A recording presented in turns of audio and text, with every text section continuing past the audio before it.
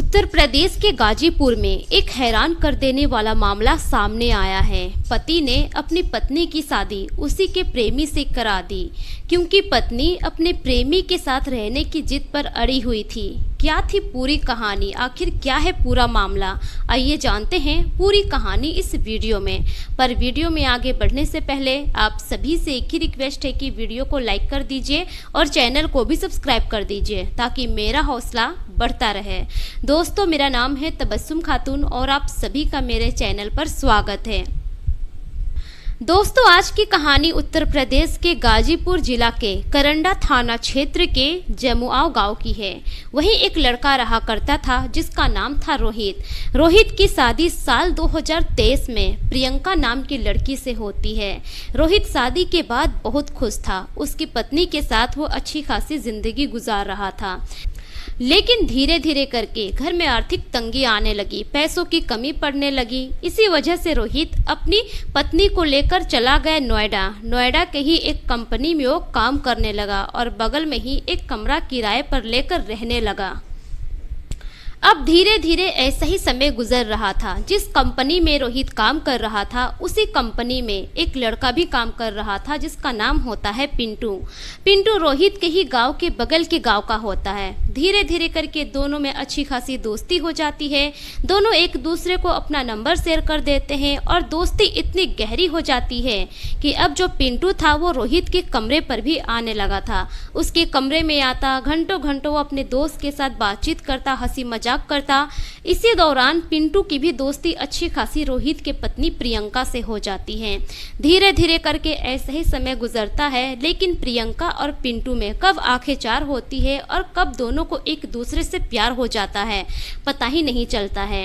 अब प्रियंका और पिंटू एक दूसरे को बेइंतहा चाहने लगे थे, बेइंतहा मोहब्बत करने लगे थे और दोनों एक साथ जीने मरने की कस्में खा चुके थे। अब इधर जब भी रोहित चला जाता कंपनी में काम करने के लिए, मौका देखकर पिंटू रोहित के कमरे में आता और उसकी पत्नी के साथ घंटों घंटों वक्त गुजारा करता। लेकिन इस बारे में रोहित को कानों कान कोई खबर नहीं थी। धीरे धीरे ऐसे ही समय गुजरता है।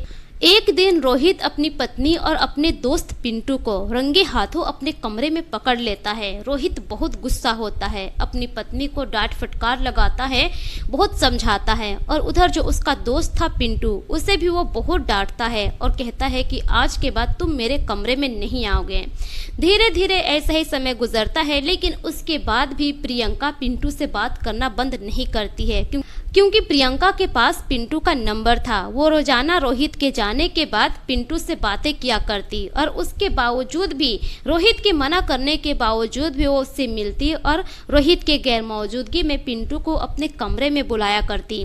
धीरे धीरे ऐसे ही समय गुजरता है। कुछ समय के बाद दोबारा से रोहित उन दोनों को अपने कमरे में रंगे हाथों पकड़ लेता है।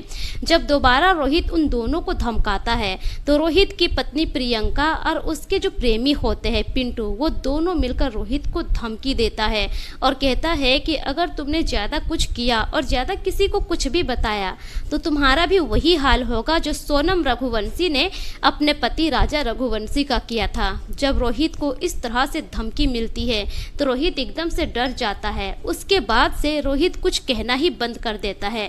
हालांकि रोहित को पता था कि उसकी पत्नी अभी भी पिंटू से बात करती है और चोरी छुपे उससे मिला भी करती है, लेकिन रोहित की हिम्मत नहीं थी कि उन दोनों को अब रोक टोक कर सके। रोहित एकदम से सहम गया था, क्योंकि वहां पर उसके परिवार का कोई था भी नहीं। अपने गांव, अपने घर से बहुत दूर नोएडा गया था कमाने के लिए। वहां पर वो कोई बखेड़ा खड़ा नहीं करना चाहता था। धीरे धीरे समय और ऐसे ही गुजरता चला जाता है। रोहित को लग रहा था कि शायद उसकी पत्नी सुधर जाएगी, उसके कहने को मानेगी, लेकिन ऐसा कुछ नहीं होता है। जब रोहित देखता है कि उसकी पत्नी नहीं सुधर सकती है, उसकी आदतों में थोड़ा भी सुधार नहीं आ रहा है, एक दिन रोहित अपनी पत्नी को कहता है कि चलो गांव चलते हैं, वहां माँ की तबीयत खराब है। इस तरह से बहाना बनाकर रोहित अपनी पत्नी को लेकर अपने गांव चला जाता है। लेकिन उस दौरान भी प्रियंका की पिंटू से बातचीत हो ही रही थी। प्रियंका फोन करके कह देती है कि हम लोग गाँव आ गए हैं। जब पिंटू इतना सुनता है तो वो भी नोएडा से अपने गाँव चला जाता है। पिंटू का गांव रोहित के गांव के पड़ोस में ही था। अब जो रोहित था अपनी पत्नी के साथ गांव में ही रहने लगता है। धीरे धीरे ऐसे ही समय गुजर रहा था, लेकिन इस बीच भी प्रियंका पिंटू से बातचीत कर ही रही थी। अब एक दिन की बात है कि प्रियंका एकदम से परेशान हो जाती है पिंटू से मिलने के लिए, लेकिन उसे समझ में नहीं आ रहा था कि वो पिंटू से कैसे मिले, क्योंकि वो तो अपने ससुराल में थी। ससुराल में सभी लोग थे, पूरे परिवार वाले थे ससुराल में। ऐसे में पिंटू से कैसे मिल सकती थी। एक दिन की बात है कि प्रियंका अपने पति को कहती है कि जाइए मार्केट से कुछ दवाइयाँ लेकर आइए। अब जो रोहित था वो चला जाता है मार्केट दवाइयाँ लेने के लिए। इधर जो प्रियंका थी वो अपने प्रेमी पिंटू को फ़ोन करती है और फ़ोन करके कहती है कि मैं तुमसे मिलना चाहती हूँ, तुम मेरे गाँव में आ जाओ। अब जो पिंटू था उसके कहने पर उसी के गांव में आ जाता है और खेत में जाकर प्रियंका का इंतजार करने लगता है। इधर जो प्रियंका थी घर वालों को चकमा देकर वो भी चली जाती है खेत में मिलने के लिए। लेकिन जब प्रियंका जा रही थी पिंटू से खेत में मिलने के लिए, उस दौरान गांव के कुछ लोग प्रियंका को देख लेते हैं खेतों में जाते हुए। अब गांव के ही कुछ लोग रोहित के परिवार वालों को सूचना देते हैं कि उसकी बहू खेतों की तरफ जा रही है। अब रोहित के परिवार वाले और कुछ गांव वाले मिलकर जाते हैं खेतों की तरफ और उन दोनों को ढूंढने लगते हैं। गांव और उसके परिवार वाले आपत्तिजनक हालत में प्रियंका और उसके प्रेमी पिंटू को देख लेते हैं। उसके बाद वहां पर बवाल मच जाता है। उसके बाद रोहित के परिवार वाले और गांव वाले मिलकर दोनों को बंधक बना लेते हैं। तभी वहां पर रोहित भी पहुंच जाता है। सभी लोग मिलकर उन दोनों को गांव के ही काली मंदिर में ले जाते हैं और वहां पर ले जाने के बाद दोनों को बांध देते हैं। लेकिन प्रियंका वहां पर बार बार एक ही बात दोहरा रही थी कि मुझे अपने प्रेमी पिंटू के साथ आगे की जिंदगी गुजारनी है, मैं उसी के साथ रहना चाहती हूँ। उधर जो उसका प्रेमी था पिंटू, वो भी यही चीज बार बार दोहरा रहा था और यह सारी बातें गांव वाले, रोहित और रोहित के परिवार वाले सभी लोग सुन रहे थे।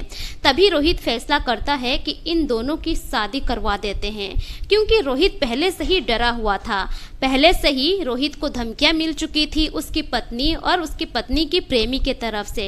रोहित पहले से ही डरा हुआ था राजा रघुवंशी और सोनम रघुवंशी का केस देखकर। इसी वजह से रोहित फैसला करता है कि उसकी पत्नी की शादी उसी के प्रेमी के साथ करवा देते हैं।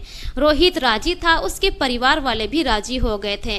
पूरे गांव वाले रोहित और उसके परिवार वालों के सामने प्रियंका और उसके प्रेमी पिंटू की शादी करवा देते हैं। तभी गांव वाले ही वहीं पर नजदीकी थाने में फोन कर देते हैं। तुरंत पुलिस वाले भी वहां पर पहुंच जाते हैं। पुलिस वाले प्रियंका और उसके प्रेमी को थाने लेकर जाती है। वहां जाने के बाद प्रियंका उल्टा रोहित के परिवार और 10 से अन्य लोगों के खिलाफ मुकदमा दर्ज करवाती है और कहती है कि उन लोगों ने हम दोनों को बंधक बनाकर रखा, हमारे साथ छेड़खानी की और बुरी तरह से हमारी पिटाई की है। फिलहाल पुलिस वाले इस मामले में कार्रवाई कर रहे हैं। तो दोस्तों ये थी पूरी कहानी। इस कहानी पर आपकी क्या राय है, अपनी राय कमेंट सेक्शन पर जरूर दीजिए। इस कहानी को सुनाने का मकसद किसी के भी भावनाओं को ठेस पहुंचाना नहीं है, बल्कि मेरा मकसद आप सभी को सतर्क करना है, जागरूक करना है, ताकि आप अपना और अपने फैमिली का ख्याल रख सके। मेरे पिछले वीडियोस में जितने भी लोग कमेंट किए हैं उनके नाम कुछ इस प्रकार से हैं। असलम साद गोपालगंज बिहार से, मुकेश कुमार रजक कोटला नई दिल्ली से, संजय बहादुरगढ़ हरियाणा से, अबू सैफ अंसारी कुवैत से, आयूब अंसारी यूपी से, शिवनंदन सिंह यूएस तिवारी, हर्ष तिवारी यूपी से, जय सिंह सोनीपत हरियाणा से, सुरजीत सिंह यूएसए से, मोहम्मद अहमद मोंटी चंडीगढ़ से, हिमेश धीमन पटियाला पंजाब से, मास्टर शरीफ नगीना टेलर वजीराबाद दिल्ली से, एमटी आलम अररिया बिहार से, मोहम्मद नसीम कोटला पाकिस्तान से। दोस्तों अगर आप लोग भी अपना नाम मेरी वीडियोस में सुनना चाहते हैं तो अपना नाम और अपने राज्य का नाम कमेंट सेक्शन में ज़रूर लिखें, ताकि मैं अपनी अगली वीडियो में आप सभी का नाम ले सकूं। मिलेंगे फिर एक नई कहानी के साथ, तब तक के लिए शुक्रिया। जय हिंद।